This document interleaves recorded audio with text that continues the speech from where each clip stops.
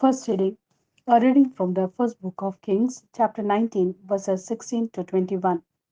You must anoint Jehu son of Nimshi as king of Israel, and anoint Elisha son of Shaphat and Abel Meholah as prophet to succeed you.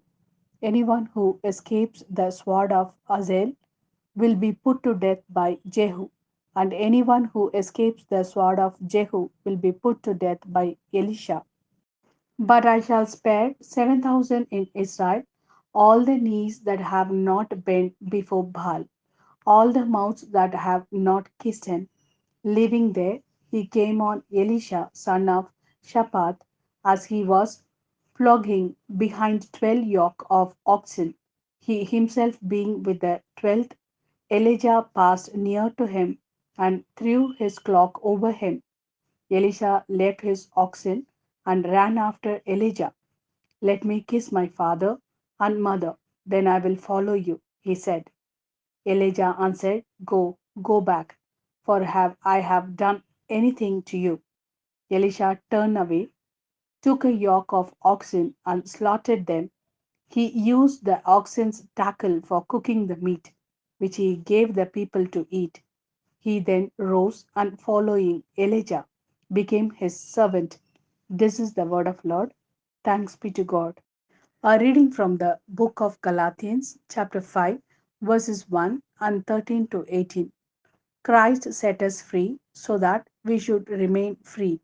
Stand firm, then, and do not let yourselves be fastened again to the yoke of slavery. You, my brothers and sisters, were called to be free, but do not use your freedom to indulge the flesh. Rather, serve one another humbly in love. For the entire law is fulfilled in keeping this one command: love your neighbor as yourself.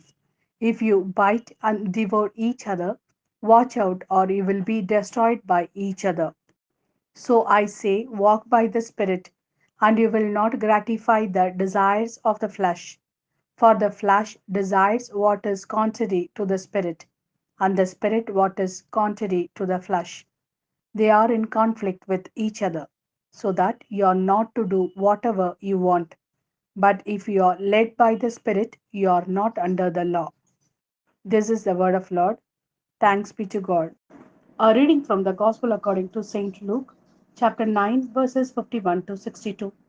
Now it happened that as the time drew near for him to be taken up, he resolutely turned his face towards Jerusalem and sent messengers ahead of him. These set out, and they went into a Samaritan village to make preparations for him. But the people would not receive him because he was making for Jerusalem. Seeing this, the disciples James and John said, Lord, do you want us to call down fire from heaven to burn them up? But he turned and rebuked them, and they went on to another village.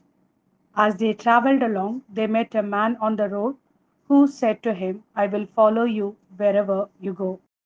Jesus answered, foxes have holes and the birds of the air have nests, but the Son of Man have nowhere to lay his head. Another to whom he said, follow me, replied, let me go and bury my father first. But he answered, leave the dead to bury the dead. Your duty is to go and spread the news of the kingdom of God. Another said, I will follow you, sir, but first let me go and say goodbye to my people at home. Jesus said to him, once the hand is laid on the plug, no one who looks back is fit for the kingdom of God.